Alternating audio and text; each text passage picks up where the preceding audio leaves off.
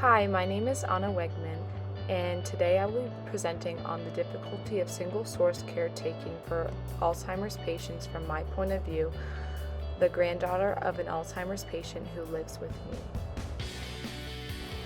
For some background, here are my grandparents. They've been living with my family for about a year since my grandmother was diagnosed with Alzheimer's, and today I'm just going to be incorporating my experience of caretaking for my grandmother with research I have done on single-source caretaking.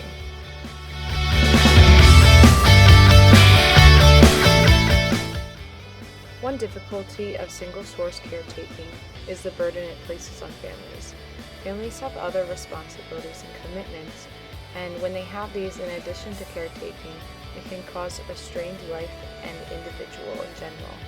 This is because all decisions have to be made in accordance to the disease and the Alzheimer's patients.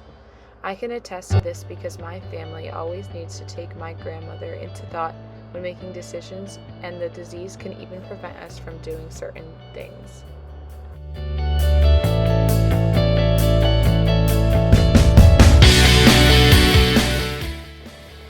In fact, a recent study found caregivers who were characterized as strained to have a 63% increased mortality rate compared with family members who were not acting as caregivers for an ill relative.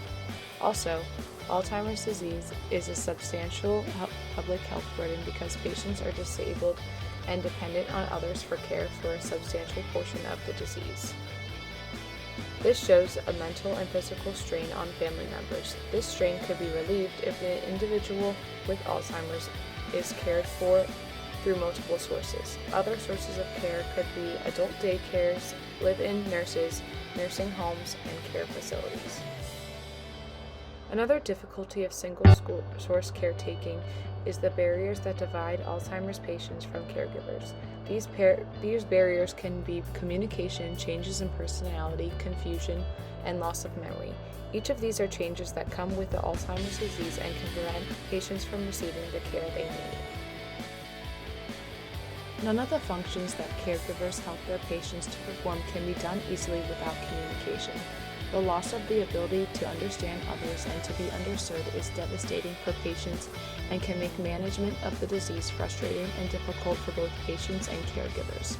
Effective techniques can build upon patients' remaining strength and abilities, promoting a sense of security and self-esteem. Also, patients may show indifference, lack of initiative, or passivity. A once talkative person may become quiet or withdrawn, or a mild-mannered, compassionate person may appear to be indifferent, insensitive, or aggressive. These are all reasons why it is important for families to reach out and get help in order to learn how to communicate and understand their loved one for the sake of the family and the patient. I can relate to this because I have personally experienced the mood changes in my grandmother. It can be alarming, and gaining help and understanding allowed me and my family's mind to relax a bit.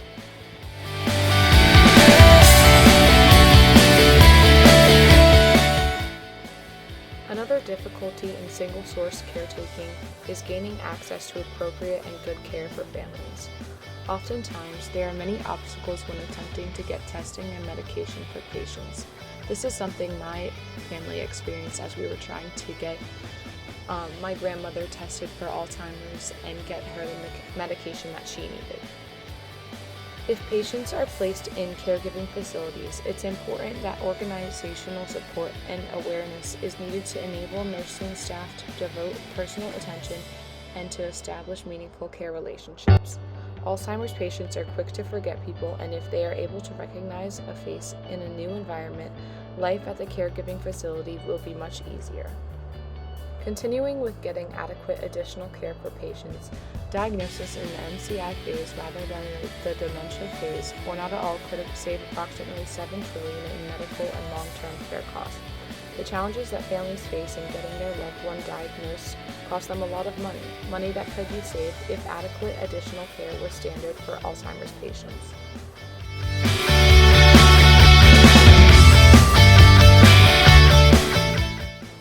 So what does this mean for the future? Receiving additional care for Alzheimer's patients will be especially difficult with the current COVID-19 pandemic.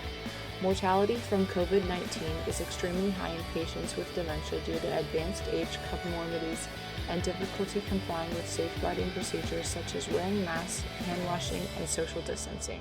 Also, COVID-19 outbreaks in nursing homes have high attack and case fatality rates. Because of this, it will be difficult for families to access help and receive the necessary help for their loved one in order to have the best quality of life for the patient and family.